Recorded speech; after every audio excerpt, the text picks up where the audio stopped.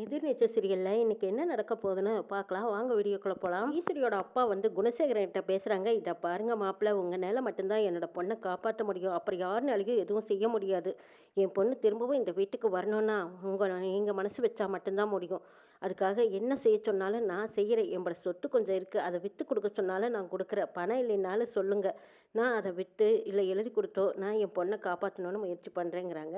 இது கேட்ட குணசேகரன், இதை பாருங்கள், சொத்தெல்லாம் ஒன்றும் விற்க வேண்டாம், நான் வேணா மனசு வச்சு எப்படியோ ஈஸ்வரியை காப்பாற்றி கொண்டு வரேன். ஆனால் இந்த வீட்டில் இருக்கிறாங்க பாருங்கள், எல்லாரும் எனக்கு எதிராக சதி பண்ணுறாங்க. அவளை நான் தான் ஏதோ பண்ணிட்டு தான் சொல்லி என் பேரில் கேஸை வேறு ஓட்டு வச்சுருக்காங்கங்கிறாங்க. அதை பற்றியெல்லாம் நீங்கள் கவலைப்படாதீங்க, பற்றி நீங்கள் ஒன்றும் கவலைப்படாதீங்க. ஏன் பிள்ளைய நீங்கள் மட்டும்தான் காப்பாற்றவங்களை பற்றி கவலைப்படாதீங்கன்னு சொல்கிறாங்க. ஏப்பா என்னப்பா நினச்சிட்டு இருக்கீங்க? ஏப்பா இப்படியெல்லாம் புத்தி கெட்டு பேசிக்கிட்டு இருக்கீங்க? ஈஸ்வரி அக்காவுக்கு நடந்தது என்னன்னே தெரியாத மாதிரி இப்படி பேசுறீங்களே. எல்லாத்துக்கும் காரணம் இவர் தான். இவர் அடிச்சு தான் ஈஸ்வரி அக்காவுக்கு இந்த நிலைமையில போய் படுத்து கிடக்குறாங்கன்னு சொல்றாங்க நந்தினி. இனியம்மா நந்தினி, கொஞ்சம் அமைதியா இருமா. எல்லாருமா ஏன் தான் இப்படி பைத்தியக்காரத்தனமா பண்ணிக்கிட்டு இருக்கீங்கன்னு எனக்கு ஒன்றும் புரியலைங்கிறாங்க ஈஸ்வரியோட அப்பா. அப்ப தர்சன் வந்து, ஏ தாத்தா, என்ன நடந்ததுன்னு தெரியாம ஏன் தாத்தா இப்படி எல்லாம் பேசிட்டு இருக்கீங்கிறாங்க. நீ முதல்ல வாய மூடு, நீ என் பேரனே இல்லை. அம்மா அப்படி கிடக்கும்போது உனக்கு ஒரு கல்யாணம் கேட்குதா? கல்யாணம், அதுவும் லவ் பண்ண பொண்ணை கல்யாணம் பண்ணிக்கிட்டு உன் வாழ்க்கையை நீ சந்தோஷமா அமைச்சுக்கிட்டியா? ஆனால் என் பொண்ணு போன மாட்டம் பேச்சு மூச்சு இல்லாமல் கிடக்குறா. இந்த நிலைமையில உனக்கு ஒரு கல்யாணம் கேட்குதான்னு கேட்குறாங்க. ஐயோ அப்பா, என்ன பேச்சு பேசிட்டு இருந்தது என்னன்னே தெரியாமல் இப்படியெல்லாம் பேசிட்டு இருக்கிறீங்களே, நினைக்கும் போது மனசே பதறதுங்கிறாங்க நந்தினி. போது நிறுத்துமா, எல்லாம் ஒருத்தருக்கு ஒருத்தர் சப்போர்ட் பண்ணுற மாதிரி இப்போ என் பொண்ணு இந்த நிலைமையில படுத்து கிடக்கிறதுக்கு காரணம் பெத்த பையன் பண்ணின காரியம் தான். இப்படி ஒரு நிலைமையில என் பொண்ணு அங்கே கிடக்குறான்ட்டு போகிறாங்க. அப்பா, நான் சொல்றது கொஞ்சம் கேளுங்க. ஈஸ்வரி அக்கா விஷயத்தில் நீங்கள் அவசரப்பட்டு முடிவெடுத்துறாதீங்க. சொத்தை வித்து குணசேகர் கையில கொடுக்குறேன்னு, குணசேகருக்கு சாதகமா வந்து கோர்ட்ல சாட்சி சொல்றேன்னு இப்படி எல்லாம் சொல்லிட்டு இருக்காதீங்கப்பா. அவசரப்பட்டு நீங்க ஈஸ்வரி அக்கா விஷயத்துல நீங்க முட்டாள்தனமா ஏதாவது ஒரு முடிவு எடுத்துறாதீங்க, யோசிச்சு செய்யுங்கப்பான்னு சொல்லி பின்னாடியே ஓடி வராங்க நந்தினி. போமா, என் பொண்ணு எப்படியோ தப்பிச்சு வந்தானா எனக்கு அது போதும், நீங்க செய்யறதெல்லாம் எனக்கு கொஞ்சம் கூட பிடிக்கலன்ட்டு போறாங்க. உடனே ரேணுகாவுக்கு போனை பண்ணி நந்தினி சொல்றாங்க, அக்கா ஈஸ்வரியோட அக்காவை இப்படியெல்லாம் பேசிட்டு போறாங்கங்கிறாங்க. இதை கேட்ட ரேணுகா கொதிச்சு போறாங்க. அடப்பாவி மனுஷா, இவ்வளவு தூரம் நடந்தும் இன்னுமா அந்த குணசேகரன் நம்பிக்கிட்டு இருக்காங்க? நம்ம சொல்லியும் நம்பலைன்னா அந்த மனுஷனை என்னதான் பண்றது? அதுவும் தவிர இந்த பார்கவி முன்னாடியே இப்படி திட்டிட்டு போயிட்டாராங்கிறாங்க. ஆமாக்கா, பாவம் பார்கவியை முன்னாடி வச்சுக்கிட்டே இந்த பொண்ணை எதுக்கு இப்படி கட்டிட்டு வந்தான் அப்படி இப்படின்னு கண்டபடி திட்டுறாங்க. பத்தாததுக்கு அவர் கையில இருக்கிற சொத்தை வேற வித்து கொண்டு வந்து குணசேகர் கையில கொடுக்குறேன்னு சொல்லிட்டு போறாங்க. ஈஸ்வரி அக்காவை காப்பாற்றுற மனுஷனா இருந்தா இப்படியா கல் நெஞ்சத்தோட பார்த்துக்கிட்டு இருப்பாரு? அடிச்சு போட்டது மட்டும் இல்லாம யாரும் வந்து தொட்டு தூக்கக்கூடாதுன்னு சொல்லிட்டாரு. தர்சன் தான் தூக்கிட்டு வந்து ஆஸ்திரேலியா சேர்த்துனா.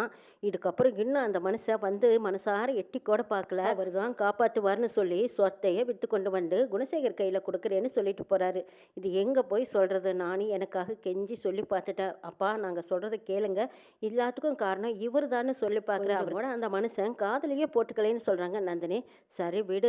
இப்போ ஜனனி உனக்கு ஃபோன் பண்ணாலா, இல்ல சக்தி போன காரியம் என்ன ஆச்சுன்னு கேட்குறாங்க ரேணுகா. அக்கா, அந்த அஸ்வின் வீட்டுக்கு போயிருக்காங்க, அங்க எந்த ஒரு ஆதாரம் இல்லையா. அஸ்வினோட அம்மா சொன்னாங்களாம், யாரோ ஒரு பெரிய பணக்காரன் வந்து அஸ்வின் கிட்ட இங்கிலீஷ்ல பாதி தமிழ்ல பாதி பேசினானா. அந்த நபருக்கும் அந்த அஸ்வினுக்கும் ஏதோ சம்மந்தம் இருந்திருக்கு. அந்த ஆளு அஸ்வின் கிட்ட பேசி முடிச்சுட்டு அவங்ககிட்ட இருந்த ஆதாரத்தையெல்லாம் வாங்கிட்டு போயிட்டான் போல இருக்கு. அதுக்கப்புறமா நேராக நம்ம வீட்டுக்கு வந்து குணசேகர் கிட்ட இந்த வீட்டை விலை பேசினானுக்காங்கிறாங்க நந்தினி.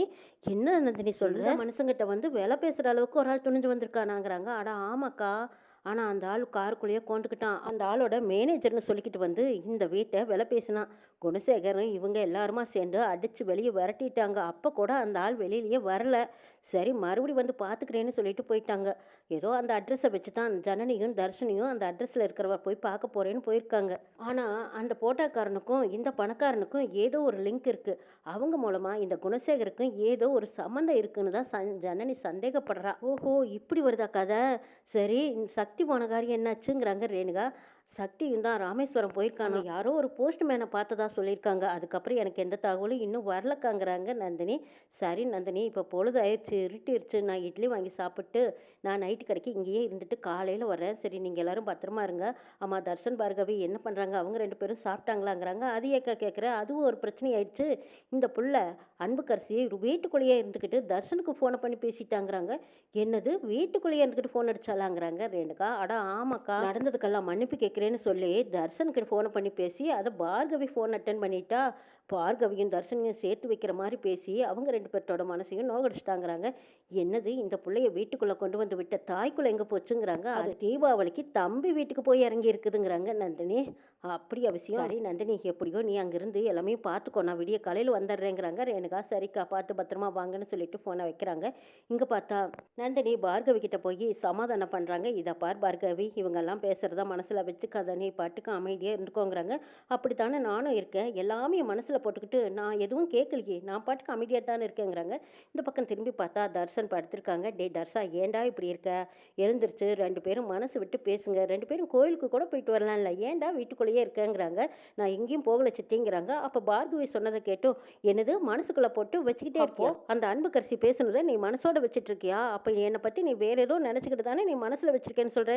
இருக்கட்டும், இப்போவே அந்த அன்புக்கரசியை என்ன பண்ணுறேன்னு பாரு அப்படின்னு சொல்லிட்டு தர்ஷன் அன்புக்கரசிக்கு ஃபோனை பண்ணி கண்ணா பின்னான்னு திட்டிக்கிட்டு இருக்காங்க. நான் அட்டகாசத்தால நானும் பார்கவியும் இன்னும் சேர்ந்து குடும்பமாக வாழ ஆரம்பிக்கல, கல்யாணம் பண்ணினதோடு சரி, எங்களுக்குள்ள எதுவுமே நடக்கல அப்படின்னு உண்மையை போட்டு உடச்சிக்கிட்டு இருக்காங்க தர்ஷன். இதையெல்லாம் கேட்ட நந்தினி ஓடி வந்து, டே தர்ஷா, இப்போ எதுக்குடா இதெல்லாம் அவகிட்ட போய் சொல்லிக்கிட்டு இருக்க? இன்னும் அல்வா சாப்பிட்ட மாதிரி இருக்கும். டேய், பிரச்சனையை ஊதி ஊதி பெருசாக்காதடா, அவங்க இதையவே இன்னும் பெருசு பண்ணி விட்டுருவாங்கடா, தயவுசெய்து நான் சொல்கிறத கேளுடா, இதை பற்றியெல்லாம் பேசாதீங்கிறாங்க. நீங்கள் கம்மன் இருங்க சித்தி, இவளால் தானே சித்தி இத்தா பெரிய பிரச்சனை, கொஞ்சம் கூட மனிதாபிமானம் இல்லாமல் இங்கே வந்து உட்காந்துக்கிட்டு நம்ம குடும்பத்துக்குள்ள எவ்வளவு பிரச்சனையை உருவாக்கிட்டு இருக்கா. உண்மை என்னன்னு எடுத்து சொன்னாலாவது புரிஞ்சுக்கிட்டு வெளியே போகட்டுங்கிறாங்க தர்ஷன். ஆனால் பார்கவி இங்கே குணசேகரன், கதிர், ஞானம் இவங்க எல்லாரும் மத்தியில் வந்து சொல்கிறாங்க, என்னம்மா அவன் என்னத்துக்கு உன்னை பார்த்து கத்திக்கிட்டு இருக்கான்னு கேட்குறாங்க. இன்னும் தர்ஷனும் பார்கவியும் குடும்ப வாழ்க்கையை ஆரம்பிக்கலையும், அதான் தர்ஷன் என்கிட்ட சொல்லி ஃபீல் பண்ணிக்கிட்டு இருக்காருங்கிறாங்க அன்புக்கரசி. அன்புக்கரசி சொன்னதை கேட்டு குணசேகரன் சிரிக்கிறாரு. அவர் சிரிப்பில் உனக்கு இன்னமும் இடம் இருக்குன்னு அர்த்தம் அப்படின்னு சொல்கிறாங்க கரிகாலன். இதை கேட்ட அன்புக்கரசி, அப்போது தர்ஷனை மறுபடியும் எனக்கு கல்யாணம் பண்ணி வைக்கிறதுக்கு சான்ஸ் இருக்காங்கிறாங்க. அட ஆமாம்மா, சிரிப்பிலேயே உனக்கு அர்த்தம் புரியலையான்னு கரிகாலன் அன்புக்கரசிக்கு மறுபடியும் தர்ஷனை கல்யாணம் பண்ணிக்கிறதுக்கு ஆசையை கிளப்பி விடுறாங்க. சக்தி ராமேஸ்வரம் போய் அங்கே இங்கே விசாரிச்சு பார்த்து போஸ்ட்மேனை விசாரிக்கிறாங்க. அதுக்கப்புறம் மடத்தில் போய் தேடி பார்ப்பாங்கிறாங்க. ஒவ்வொரு கோயில் மடமாக போய் பார்த்துட்டு இருக்கும்போது அங்கே சக்தியோட ஃப்ரெண்டை ஒருத்தரை சந்திக்கிறாங்க. டேய், உன்னை பார்த்து எவ்வளோ வருஷம் ஆச்சு? 8வது வரைக்கும் நம்ம 2 பேரும் ஒன்றா படித்தோம், அதுக்கப்புறம் ஆளுக்கு ஒரு பக்கம் பிரிஞ்சிட்டோம், இப்போ நீ எப்படிடா இருக்கேங்கிறாங்க. அது ஏன்டா கேட்குறேன், நானும் எங்கள் அப்பாவும் ராமேஸ்வர கோயிலில் தாண்டா பூஜை பண்ணிகிட்டு இருக்கோம், அம்மா தங்கச்சி எல்லாருமே மதுரையில் தான் இருக்காங்க, நாங்கள் வந்து இங்கே பல வருஷம் ஆச்சுங்கிறாங்க. அப்படியா, நான் ஒரு காரியமாக தான் வந்தேன், உன்னோட உதவி எனக்கு கிடைக்குங்கிற நம்பிக்கையில் நான் தேடி வந்திருக்கேங்கிறாங்க. டே, என்ன உதவி வேணாலும் என்ன கேளுடா, நான் இங்கே தானே இருக்கிறேன், இது நம்ம கோயில், நம்ம ராமேஸ்வரம் கோயில், இங்கேயே மடத்தில் தங்கிக்கோ, நீ வந்த வேலை முடிகிற வரைக்கும் நானும் உனக்கு ஹெல்ப்பாக இருக்கேன்னு சொல்லி 2 பேரும் அங்கேருந்து போகிறாங்க.